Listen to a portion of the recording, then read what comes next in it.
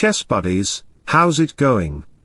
Hikaru Nakamura is the brilliant third-ranked chess player globally, known for his tactical prowess and speed, and his opponent Torch is a formidable chess engine that stands as a formidable world champion. In this exciting game, Torch sacrificed his knight in the move 2, let's dive into it, knight c3 d5, and here Torch played knight takes d5, sacrificing his knight in the move number 2. Don't try this in your games because you are not a chess legend. Here white could go with e4, capture bishop c4. Knight f6, then sacrifice your another pawn on d3, take knight f3, sacrificing another pawn. If black don't capture it and play natural developing moves, then just recapture the pawn. You have 3 developed pieces, open d-file, and the rook will utilize this e-file later. But if black dare to capture the c-pawn, then sacrifice your bishop on f7, the king has to capture the bishop, then you will win the queen on d8. This is called chess opening trick. If you like it, and give the video a butterfly like. But in our actual game, Torch trolls Hikaru by sacrificing his knight on d5, take, and black is just a piece up. He need to develop his pieces naturally. Black is completely winning here. Can Torch bring any climax to the game? I hope so. He need to develop his structure in defensive mode. Okay, we have d3, e5, e4, queen backs knight f3, bishop g4 is a human-looking move which Hikaru could play, but this move will not bring any specific advantages for black, so Hikaru keeps his bishop on e6, c3, knight c6, black can play f5 castle to get the file, and target to the d-pawn through the bishop. 2 moves later, Torch played b4, intending to go b5, a4 and play like this, knight f6, queen c2, castle h3 to prevent g4 square. Couple of moves later, white develops his bishop on e3, he just want to finish his development, rook d8, and can you tell me what is the biggest disadvantage for black? If might think, black is just a piece up, he is full of advantages, that's not true. He have no center pawn to break the position, but white have center pawn to open the position. That is the disadvantage for black. Try to think like Bobby Fischer, not like a 1800 player. b5, and if you dare to capture the pawn, take, and the knight has to retreat on b8. We will strike in the center with d4, take to play e5, queen runs, knight comes, queen c8, rook a8, and that's it. Black pieces are very passive and placed in 8th rank, that is not recommended for Nakamura, so here Naka played knight b3, d4, bishop to b3, queen b1, take, activating the bishop and threatening e5, queen here, knight d2, pressuring to the bishop and threatening to play e5 at the same time, bishop b4, but best move was to play bishop c4, giving back material to white, but humans are so attached with materials, which is why we have e5, bishop c3 attacking to the rook. If you dare to save the rook.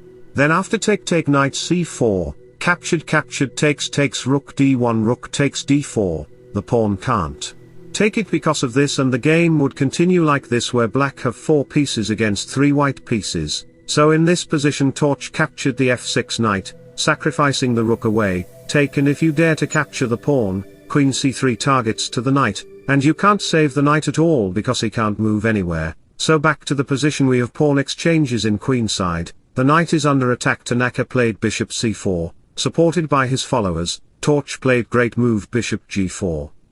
Attacking to the queen, the knight is under attack, so black has to play queen b6, rook c1, attacking to the bishop with 2 pieces, and you can't play any other move except best move, because d5 can target both of the queen and bishop. So in this position, Naka captured the pawn, blundering the game. Here Torch brings climax by playing rook c5, pawn shouldn't capture it because the structure will be very weak, black will be dead lost. So in this position Hikaru played g6, queen c3, knight c6, d5, Naka says, "Wanna take my knight? I will take your bishop." Torch replied, "Go on, take my bishop on e6, bishop e6 is just a savage and brilliant move. If you capture it, then white can take the bishop in 2 different ways, rook takes c6, sacrificing the rook away, the queen is just helpless there, she have no square to run, capture, and white will win up the queen and the game. But you know what, when you find a good move, look for better one.